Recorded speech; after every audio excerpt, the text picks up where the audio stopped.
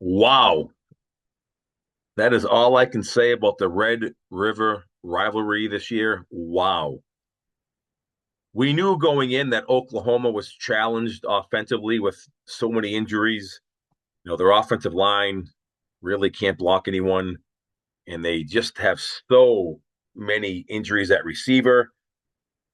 But I don't know. I mean, 34-3, that's quite the beatdown. And, late in the third quarter, this is just an example of how bad the Oklahoma offense is. There was a minute left in the third quarter, and Oklahoma had 119 yards of offense. And then going into Oklahoma's final drive of the game, they had 176 yards of offense. And they finished with 237.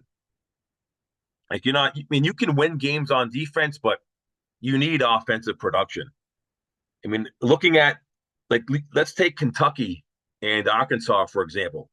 When Kentucky beat Ole Miss, they had over 400 yards of offense. And, they used a defensive scheme that they executed perfectly, but they also, had some production on offense. Same with Arkansas.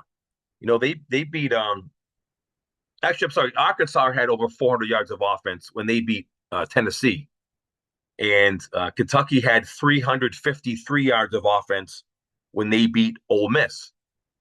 So you can win by executing a perfect defensive game plan, but you need an offense. I mean, you can't have 119 yards with 1 minute left in the third quarter.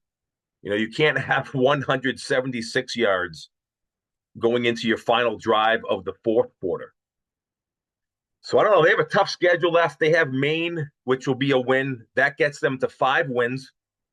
But I posted on X, I posted a question of where do their other wins come from? Besides Maine, they play South Carolina, Ole Miss, Missouri, Alabama, and LSU.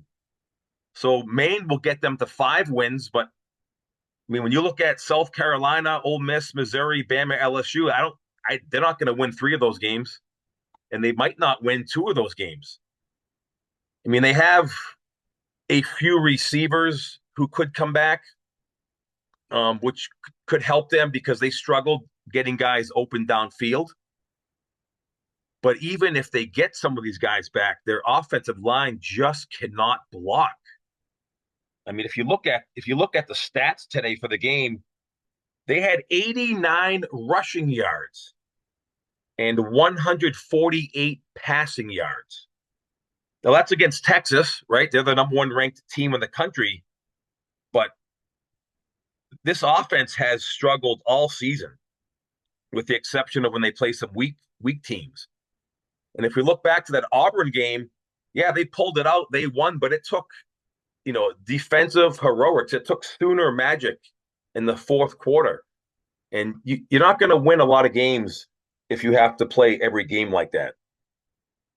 So let's see what happens. A lot of fans are unhappy with Seth Luttrell, the offensive coordinator. I mean, I don't know what you can do. I mean, I'm not a fan of the RPO. And Brent Venables a couple of weeks ago said that with the RPO and these young college players, sometimes it gives them too much to think about. It gives them too many options, and you just need to let them play.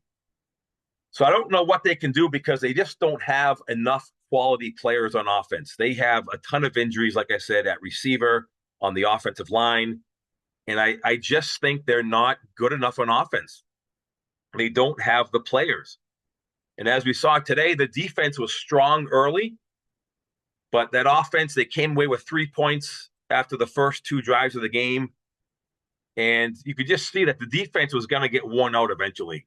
And even before this game, we knew that eventually this defense was going to get beat. The offense has to be able to make things happen. And yeah, we'll see what happens. They have with South Carolina next week, I believe, is the game they have. Yeah, they're home against South Carolina next week. And then they're at Ole Miss on October 26th. And then they're home against Maine on November 2nd, home against Missouri. They're home against Alabama I mean, they're at Missouri, home against Alabama, and then they're at LSU. So leave your comments below. What do you project their win total to be? How do you think the rest of the season is going to go?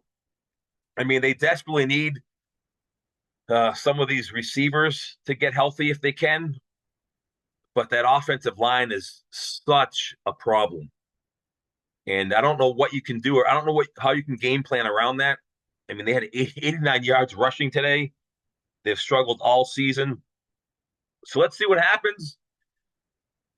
Heading into we're in the first year in the SEC in Texas. I mean, they're in a prime position, and unfortunately, Oklahoma. I mean, that defense is phenomenal, but I mean, so many injuries on offense, which is a shame because with this defense as good as it is, if Oklahoma had a healthy offense, I mean, who knows how good they can be.